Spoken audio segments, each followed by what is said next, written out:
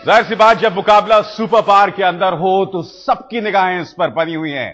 कौन बनेगा अमेरिका का राष्ट्रपति, इस पर काफी कुछ निर्भर करने वाला है, क्योंकि इस वक्त कांटे की टक्कर चल रही है मिट रोमनी, जो कि रिपब्लिकन प्रत्याशी हैं, और राष्ट्रपति बराक ओबामा के बीच। और यह कांटे की टक्कर शुरू से लगातार अब तक इसको लेकर भविष्यवाणियां की जा रही थी कि हो सकता है कि ओबामा बहुत ही मामूली मार्जिन से जीत जाए, मगर इस वक्त जो स्थिति उभर कर आ रही है, ऐसा लग रहा है कि मिट रोमनी लगातार उन्हें टक्कर दे रहे हैं।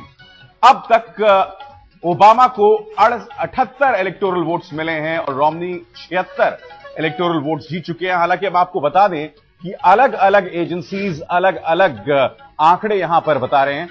ओबामा को बहुत जबरदस्त झटका इंडियाना में मिला है। हम आपको बता दें कि पारंपरिक तौर पर इंडियाना जो स्टेट है वो रिपब्लिकन गढ़ माना जाता है, मगर पिछली बार इंडियाना पर कब्जा जो है ओबामा का हो गया था, और यही वजह है कि पिछली बार 52% इलेक्टोरल वोट्स राष्ट्रपति बराक ओबामा को मिले थे। और इस बार अगर वाकई वो अपने गढ़ पर पूरी तरह से कब्जा नहीं कर पाते हैं तो राष्ट्रपति ओबामा जबरदस्त मुश्किल में हो सकते हैं। मगर अभी तक आप देख रहे हैं जो इलेक्टोरल वोट्स हैं वो 78 इलेक्टोरल वोट्स ओबामा को मिल रहे हैं, रोमनी को 76। आंकड़ा हम आपको बता दें 270 का है, यानी कि 270 तक सबसे पहले जो पहुंच जाएगा वो विजेता घोषित होगा। और इसकी औपचारिक घोषणा 17 दिसंबर को होनी है, इसी साल की 17 दिसंबर को। मगर आज यह तय हो जाएगा कि अगला राष्ट्रपति कौन होने वाला है, राष्ट्रपति बराक ओबामा।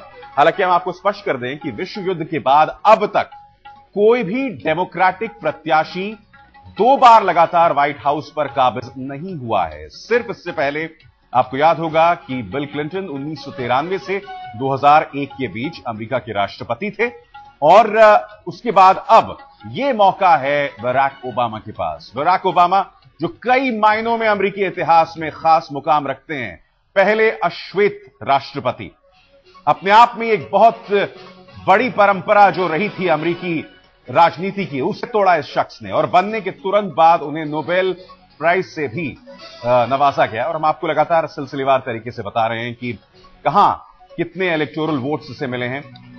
मिट रोमनी की बात अगर हम करें तो साउथ कैरोलिना में उन्हें 9 इलेक्टोरल वोट्स मिल चुके हैं। इंडियाना, जी हां, इंडियाना जिस पर कब्जा पिछली बार राष्ट्रपति ओबामा का था, वहां पर उन्हें 11 इलेक्टोरल वोट्स मिल चुके हैं। हालांकि यह अपने आप में ताज्जुब की बात नहीं, क्योंकि इंडियाना पारंपरिक तौर पर रिपब्लिकन कर रहा है। केंटकी की बात करें तो यहां पर 8 इलेक्टोरल वोट्स रोमनी को मिल चुके हैं। Kentucky 8 electoral votes.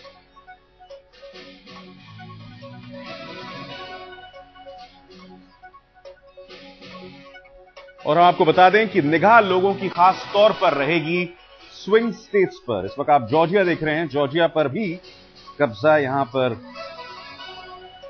मिट रोमनी का हो गया है। 16 इलेक्टोरल वोट्स जॉर्जिया से मिल रहे हैं, और ये तमाम आंकड़े जो हैं हैरान कर देने वाले नहीं हैं, क्योंकि सब दोनों ही हैं जो अपने गढ़ पर कब्जा जमाए हुए। वेस्ट वर्जीनिया की आप स्थिति देख रहे हैं, यहां पे 5 इलेक्टोरल वोट्स हैं।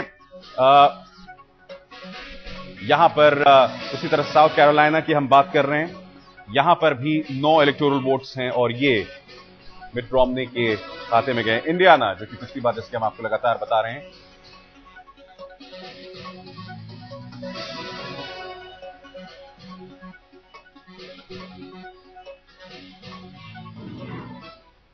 चलिए अब हम सीधे रुख करना चाहेंगे अपनी संवाददाता ऋतुल जोशी के पास। मगर ऋतुल के पास जाने से पहले मैं आपको बता दूं कि इस वक्त ऋतुल हैं कहां। ऋतुल इस वक्त मौजूद हैं अमेरिकी दूतावास के एक समारोह में। अमेरिकी दूतावास हर बार जब राष्ट्रपतीय चुनाव होते हैं तो अक्सर एक आयोजन करता है, और इस आयोजन में होता क्या है कि एक बहुत बड़ा स्क्रीन होता है, वहां पर हर तरह का रंगारंग कार्यक्रम होता है, और वहां इस वक्त ऋतुल जोशी मौजूद हैं दिल्ली के अंदर। ऋतुल इस वक्त मेरे साथ जुड़ रही हैं। ऋतुल, मैं देख सकता हूं पूरा रंग पीछे दिखाई दे रहा है, और मेरे ख्याल से हर 4 साल में जब यह आयोजन होता है, इस बार शबाब कुछ ज्यादा है।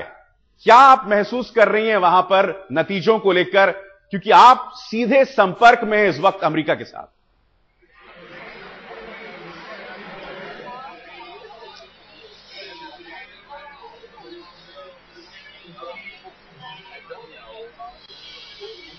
बिल्कुल अविसार, जो बात आप कह रहे हैं कि दबाव कुछ ज्यादा है, सस्पेंस भी ज्यादा है, वो सिर्फ इसलिए क्योंकि इतनी जबरदस्त कांटे की टक्कर है।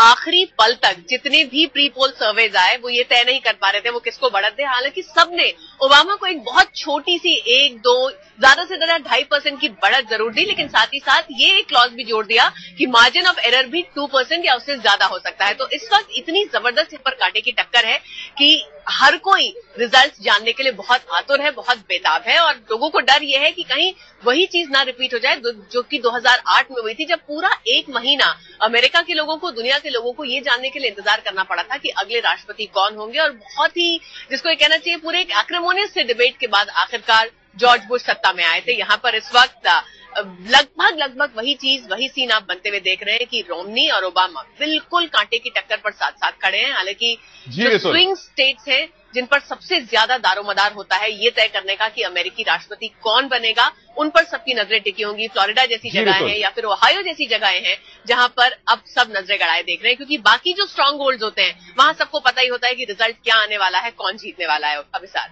ऋतुल, अगर आप कैमरे के जरिए हमें बता सकें कि इस वक्त आप अमेरिकी दूतावास के इस आयोजन में जहां पर हैं, वहां पर इस वक्त क्या हो रहा है, किस तरह का आयोजन है वहां पर?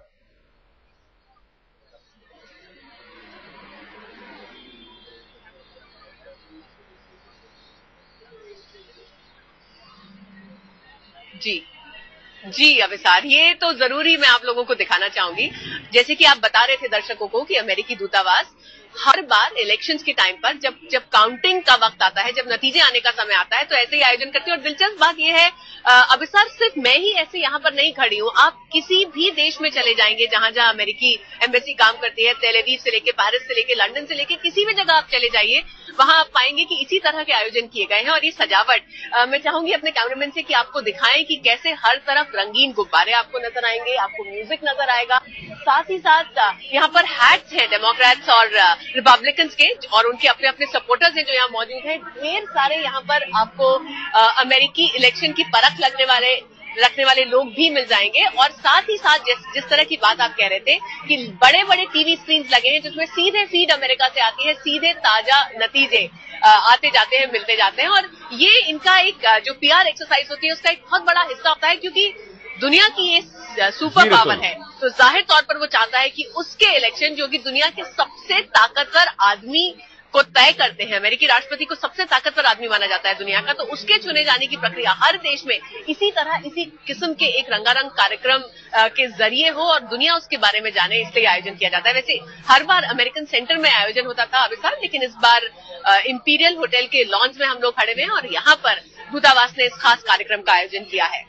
ऋतुल, आप मेरे साथ बने रहिए। और ऋतुल, जिस तरह के रंग के बीच में वहां मौजूद हैं, वहां बार बार जाते रहेंगे, मगर अब आपको हम सिलसिलेवार तरीके से बताना चाहेंगे कि इस वक्त स्थिति क्या बनी हुई है। जी हां, सुपर पावर के लिए सुपर मुकाबला, और हम आपको बाकायदा ये 6 तस्वीरें दिखा रहे हैं व्हाइट हाउस किसका। हम जैसे आपको लगातार बता रहे हैं कि वर्ल्ड वॉर II के बाद अगर इस बार राष्ट्रपति ओबामा जीत जाते हैं तो वो दूसरे डेमोक्रेट प्रत्याशी होंगे जो कि लगातार 2 बार व्हाइट हाउस पर काबिज हो जाएंगे। रोमनी से बेतहाशा उम्मीदें हैं, काफी आशंकाएं थी रोमनी को लेकर। यह कहा जा रहा था कि काफी दक्षिणपंथी तो नहीं है, कहीं युद्ध को लेकर उनकी सोच जॉर्ज W बुश से तो नहीं मिलती, मगर उन्होंने यह स्पष्ट कर दिया था कि वो सीरिया में अपनी ट्रूप्स नहीं भेजेंगे, सेनाएं नहीं भेजेंगे। और यही वजह है कि महिलाओं में और जो लोग युद्ध का विरोध कर रहे हैं उनमें उन्होंने अपनी खास जगह बनाई है। ओबामा की अगर हम सफलता की बात करें तो पिछली बार उन्हें अल्पसंख्यकों का वोट्स मिला था, सिंगल वुमेन वोटर्स का वोट मिला था, इसके अलावा वर्किंग क्लास का वोट मिला था, मगर धीरे धीरे उसमें दरार पड़ती दिखाई दे रही है। हालांकि हम ये कहना गलत नहीं होगा कि किस तरह से जब ओसामा मारा गया था तो सही मायने में ओसामा बिन लादेन ही ओबामा के लिए संजीवनी स्थापित हुए थे, क्योंकि उससे पहले आपको याद है कि लगातार उनकी लोकप्रियता रसातल में जा रही थी, मगर ओसामा ने उन्हें वो फिलिप दिया, वो जबरदस्त बढ़त दी, जिसकी वजह से आज एक कांटे का टक्कर बना हुआ है। Our fight goes on because we know America's always done best. The people of America are watching. Obama को फिर मिलेगा मौका। Are you fired up? Yeah! Are you ready to go? या मिट रोमनी मारेंगे बाजी? We need every single vote in Florida.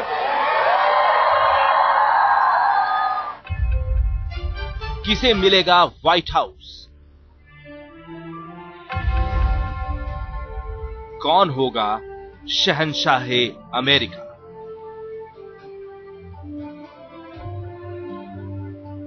America के करोड़ों लोगों की धड़कनें तेज हैं, तो दुनिया के अरबों लोगों की निगाह भी इन्हीं सवालों पर लगी हुई है। न्यूयॉर्क से लेकर नई दिल्ली तक, कैलिफोर्निया से लेकर काबुल तक, मिशिगन से लेकर मॉस्को तक, शायद ही दुनिया का कोई ऐसा मुल्क हो जहां अमेरिकी चुनाव के नतीजों का इंतजार न हो रहा हो। बात जब दुनिया के सबसे ताकतवर मुल्क की सबसे ताकतवर शख्सियत के चुनाव की हो, तो इस किस्म का इंतजार और ऐसी बेचैनी लाजमी भी है। लेकिन सबसे ज्यादा बेसब्री ओबामा और मिट रोमनी को है, जिनकी किस्मत दांव पर लगी हुई है। So you know where I stand. You know what I believe. You know I tell the truth.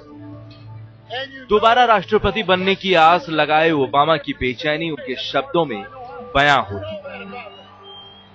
मेरे दिलो दिमाग में तभी से खलबली मची हुई है जब से मैंने दोबारा राष्ट्रपति चुनाव लड़ने का फैसला किया। बाकी सब कुछ जनता के फैसले पर निर्भर करता है। ओबामा की इस बेताबी को समझा जा सकता है। उन्होंने जनता के बीच जाकर खूब पसीना बहाया है और अपने अधूरे कामों को पूरा करने के लिए अमेरिका की जनता से एक और कार्यकाल मांगा। We'll finish what we started. We'll renew the bonds that bind us together. We'll reaffirm the spirit. दूसरी ओर राष्ट्रपति की रेस में पहली बार किस्मत आजमाने उतरे रिपब्लिकन मिट रोमनी ने जनता को ये समझाने में जान लड़ा दी कि 4 साल के बाद अब अमेरिका को बदलाव की जरूरत है। It's time for a new direction. It's time for a better tomorrow. अब तक हुई वोटिंग से एक ही तस्वीर उभर कर सामने आ रही है कि मामला 50-50 का है और टक्कर कांटे की है। यह और बात है कि ओबामा को चाहने वालों को उन्हीं की जीत नजर आ रही है। ऐसे लोगों में ओबामा की बूढ़ी दादी अम्मा भी शामिल है। कुछ अनुमान में तो यह भी कहा जा रहा है कि ओबामा और रोमनी को बराबर सीटें मिल सकती हैं और टाई हो सकता है। मतलब ओबामा और रोमनी को अभी थोड़ा और इंतजार करना होगा। इलेक्टोरल कॉलेज के वोटों की तस्वीर साफ होने के बाद ही दुनिया को पता चल पाएगा कि अमेरिका के मुकद्दर का अगला सिकंदर कौन होगा। आज तक ब्यूरो।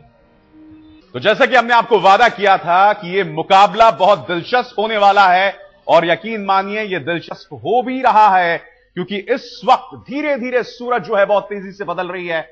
इस वक्त जो ताजा खबर है उसके मुताबिक बराक ओबामा पिछड़ गए हैं मिट रोमनी से 123 इलेक्टोरल वोट्स और दूसरी तरफ मिट रोमनी को 153 इलेक्टोरल वोट्स हैं। बड़ी खबर ये, CNN ये बता रहा है, बड़ी खबर ये कि हो सकता है कि मिट रोमनी का या रिपब्लिकन्स का प्रतिनिधि सभा हाउस ऑफ रिप्रेजेंटेटिव्स पर कब्जा हो जाए। हम आपको लगातार बता रहे हैं कि अगर टाई हो जाता है मामला तो हाउस ऑफ रिप्रेजेंटेटिव्स यह फैसला करेगा, प्रतिनिधि सभा यह फैसला करेगा कि अगला राष्ट्रपति कौन होता है। अगर 269 पर दोनों आके अटक जाते हैं और अगर प्रतिनिधि सभा पर कब्जा मिट रोमनी या रिपब्लिकन्स का हो जाता है तो यानी कि मिट रोमनी देश के अगले राष्ट्रपति होंगे। तो देखना यह है कि महज 117 वोट्स चाहिए मिट रोमनी को देश का अगला राष्ट्रपति बनने के लिए।